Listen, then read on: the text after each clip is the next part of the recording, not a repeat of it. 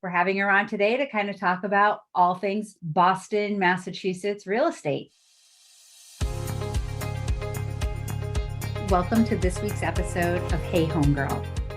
Hello, fellow homegirls. Welcome to today's edition of the Hey Homegirl channel. Today, we are interviewing Nancy Moore, who is a luxury real estate agent right here in my own backyard in Massachusetts. Nancy has been lucky enough to work in the same town she grew up in for over 22 years. So on today's episode, you're going to get some great tips from somebody who's been in the industry for a really long time, but somebody who also started out in not a luxury market and worked her way up to that. So stay tuned and enjoy today's episode.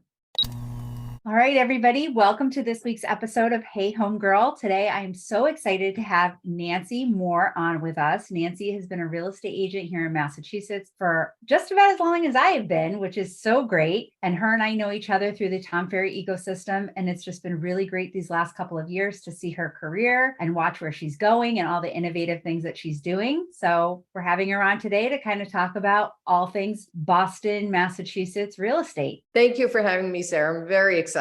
I'm so happy to have you. I think that you're a plethora of knowledge and that you have so much to share with other females in our industry. So thank you. Thank you. So you've been selling real estate in the same town that you grew up in. Is that correct? That's correct. I don't want to date myself, but I've been there since the 60s. All right. So, but your career is just about as long as mine in. So you're 2 decades in. Absolutely. And it must be so nice for you to be able to do this in the town that you grew up in with, you know, the families that you've known for a long time and things like that. It is. It is. You know, as whenever you start a new career, people have to get used to that's what you're doing and that's who you are. So I struggled with it a little bit at the beginning, but the more people recognize that you're a professional, you're not just dabbling in this, it's not just a hobby for you, they come to trust you more and more. Well, that's awesome. Have you been able to have some multi-generational clients? I know for me, there'll be people that, 20 years ago, I sold a house to them and now I get to sell a house for their kids or something like that. Absolutely. And that's so fun. I had some relocation clients that I met when their children were 8 and 10, and now they're getting married. And so the same thing, you follow their children, you become part of their family with a lot of your clients, which is one of the perks of this business for me. And yes, absolutely. So then you go from helping their parents to helping their children to the parents' children. Oh, that's awesome. So most of your career has really been relationship based? It absolutely has been. Yes. It's who I am. I think a lot of women that get into this, it's because it's who we are. We care about other people. The relationships is second nature to us. Yeah. And we have that nurturing aspect, which is, I think, very helpful. Absolutely. What kind of changes have you seen in the Needham marketplace over your career? Over my career, it's interesting. I think it's with pretty much any town. You see cycles. You see the older people are now moving out. The younger people are moving in, and it's revitalizing itself again. When I was growing up there, it was a town of young families, and it aged as towns do. And now we attract these young families back that are, attracted to the schools. They're attracted. We're right outside of Boston, as you know. So the commuting is fabulous, whether by the highways or transportation. We have 4 commuter rails in the town. So it's a town center. Somehow we became a destination for restaurants.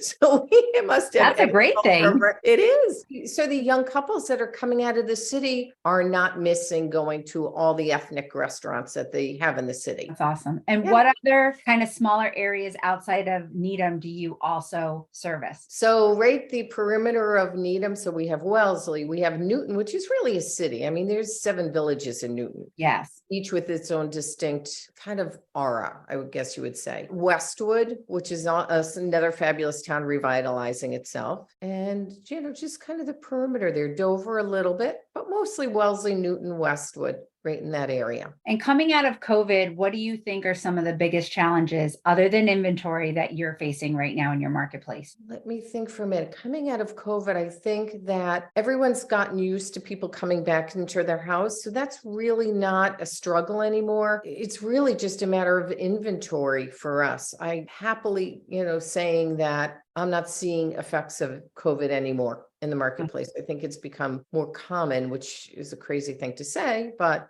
people are used to it. So just like the state and much of the rest of the country, it's just that inventory lag that we're still seeing. Exactly. Yeah. And, you know, the young kids and the young families are still wanting to move out of the city and have more space as their children grow and have more services for the family, more fun activities. And so that's affecting us too. And have you always been with Sotheby's? Actually, I haven't. I've been with a number of brokerages. I started off with Century 21 and our office manager broke off to start a Prudential locally. So I joined her. Then, as many people know, Prudentials, a lot of them were bought by Berkshire Hathaway. So we became Berkshire Hathaway. And I was with them for most of my career with that group. And I broke off from them to join a boutique agency in Wellesley. And they were actually bought by Sotheby's. So, so I tell people I've been through a lot of agencies, but really not by my choice. Oh, that's so interesting. So you've seen a lot of dynamics and a lot of different models as far as brokerages go. I really have. Yes. And what works for me is I know now what I need and what I want as an expert, as a professional. And what are some of the things about being at Sotheby's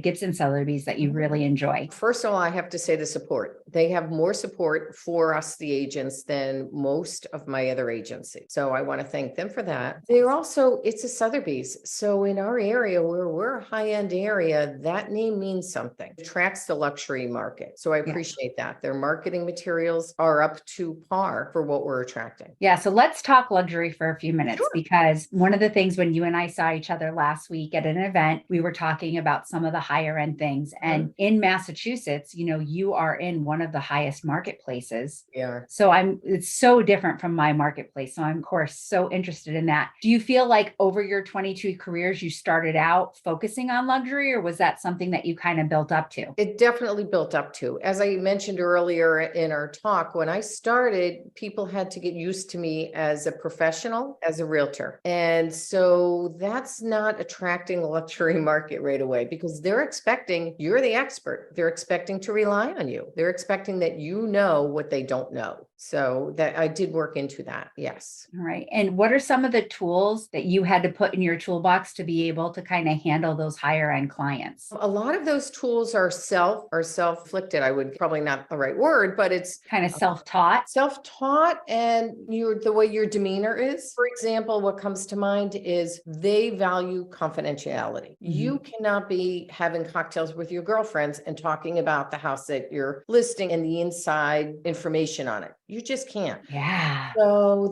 that's important. And I was never a gossip, I will say. So, but you do have to just kind of be aware and check yourself that you're not letting out information. They also, as I said, really want service, as anyone does, and they want to be listened to. And I mean really listening that you can act on it, listening so that you can bring that to the table for them. What's valuable to them? Do they need you? In our area, we accompany every showing. Thank you for listening to today's episode. We're not quite finished yet, but as the homegirl of your hometown, I would love to pass the mic to you so that you can share your story and some of your secrets with the homegirl community. To apply, please go to howtobeahomegirl.com in the show notes. People in the luxury market, they don't want open houses because they don't want people just coming in to see what this house is like. You can't blame them. You know that was going to happen. It's a different service that you're bringing sometimes, but it's also the same service because you need to treat them as you would. I treat my $3 million property as I do my $300,000 property. People need your care. They need your concern. They need you to be the expert, as I said earlier, and they need you to value what's valuable to them, both items and personally, emotionally. What were one or two strategies that you had to implement to kind of break through into that market? I would say the networking. You had to, because, you know, I grew up middle class. I did not grow up in a country club lifestyle. So that was a struggle. And you just had to network your way through. Kind of making sure that you're putting yourself in front of the right groups of people at the right time. Absolutely. Absolutely. When you're invited to something, you go, Yeah. even if it's outside of your comfort zone. If you're going to grow, you're going to take that challenge. So speaking of outside our comfort zones, you know, one of the things that we've seen a lot in the last, I would say definitely the last 2 years, but more so the last 5 has been the way video is impacting our careers. And one of the things that impresses me so much by you is that, especially over, it seems the last 12 months, you've gotten very very consistent with your video output. Thank you. It is very important. And, I laugh with my teammate because as women, we are so aware of how we look. Does my hair look good? Is my makeup right? How's this color of the shirt? I laugh and I say to her, you need to get over yourself. That's our big tagline to each other. Get over yourself. Everybody knows what you look like. Or if they don't, and you show up and you look entirely different, there's going to be a disconnect. Yes. You need to be real. You need to be real with people. Because you and I remember glamour shots. We remember when the realtors wanted to have there are glamour filters. shots. You got to be careful with filters. Yeah, that's like the modern day glamour shot for sure. Right. It is. Oh You're my absolutely goodness. right. That's so funny. It's kind of like, having your headshot and your business card from 10 or 15 years ago. So for you made the decision to start putting out more video content. Who are some of the people that you look up to that are doing video really well, or that you go to when you need some inspiration? Oh, definitely Karen Stone. Personally, she to me is the guru. There's, spatterings of other people. I'm trying to think of, there's David Caldwell, who's also in the ecosystem. And what's interesting about him is they both have different styles, and your different styles appeal to different people. Mm-hmm. Don't try to be someone else. I'm looking at different, as you asked me, different people that I'm looking at for videos. Karen Warren, Shayna Sphere in Rhode Island. They all have their own style, and it's who you are. So be who you are. Yeah, I love that you lean into wanting to be that authentic part of yourself, because that's what your clients know and love about you. And that's what's going to make you memorable. And that's what they're going to get.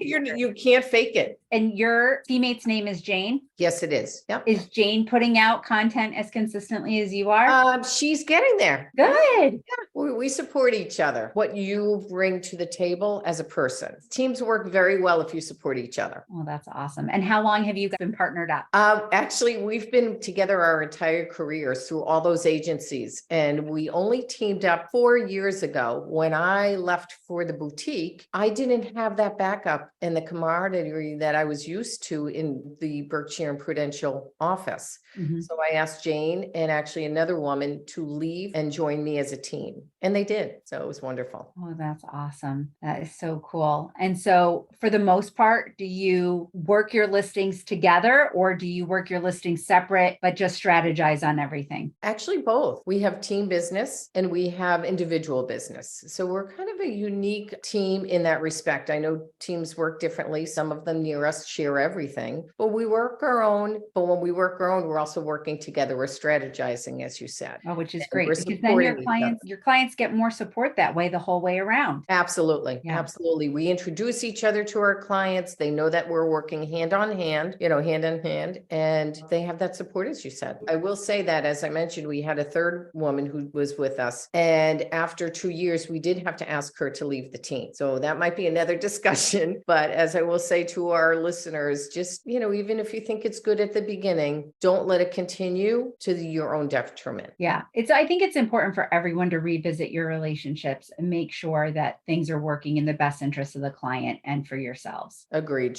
This other woman was more of a hobbyist, shall I say, and we don't work that way. This is our career. And when you've been in the business as long as you have, I know for me personally, I've seen so many of those type of agents come and then go. They come in and they sit down with you and they're like, well, I really love to look at houses. And it's like, that is not what this is about on any level. Exactly. Yeah, people do think that. Yeah, they do. So quick fun question. Okay. When Tom Brady's house was for sale, did you get to go in it? I did not. Oh no. I wish I did. Yeah, I've been into some others. We used to have actually a lot of Boston Celtics that lived in Needham. Yeah. So we used to go to those, but no, I was sad to not be able to get in that. That's okay. It goes back to what we say about privacy and luxury in homes. Yeah, that's true. All right. So one of the things that I really want to help promote through this podcast is the development of other female agents, so that other women in our industry can have the longevity that agents like you and I have had. So what is one good piece of advice that you would give to empower other female agents? I would say be careful being competitive with the other agents in your town. You do rely on each other. I understand that we might be competing for the same listing, but you want to be the agent that when you're putting an offer in on their house, they're happy to work with you. So I don't care what happens. You need to appreciate them. You always take the high road, are the one who says, okay,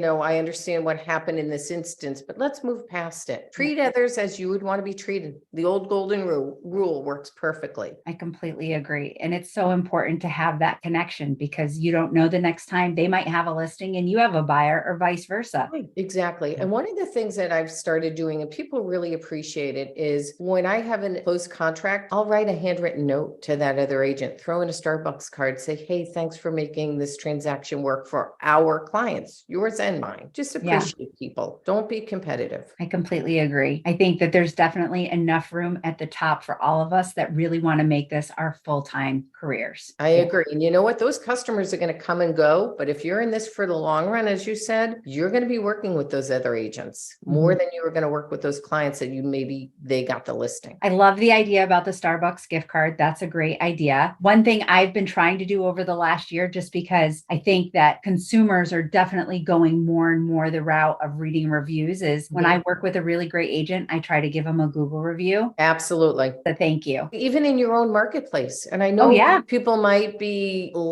hesitant to do that, but I disagree. I agree with you, Sarah. It's, Oh, that's great. So. So for our viewers that want to connect with you and see some of your amazing social media or follow your career a little bit longer, where should they go to connect with you? They can connect with me at Nancy Moore Needham Realtor. It's NEEDHAM Realtor. Thank you so much for your time today, Nancy. This has been so informational, and you just have so much knowledge to share with all of the other women in our industry. Thank you. Oh, you're welcome. I'm so happy to do this. And honestly, if there's any follow-up questions, I'm happy to connect with anyone and share what I can. All right. Thank you. I'm going to go ahead and I will put Nancy's contact information in the video feed so that people have that if they would like it afterwards. Thank you. Bye-bye. Bye.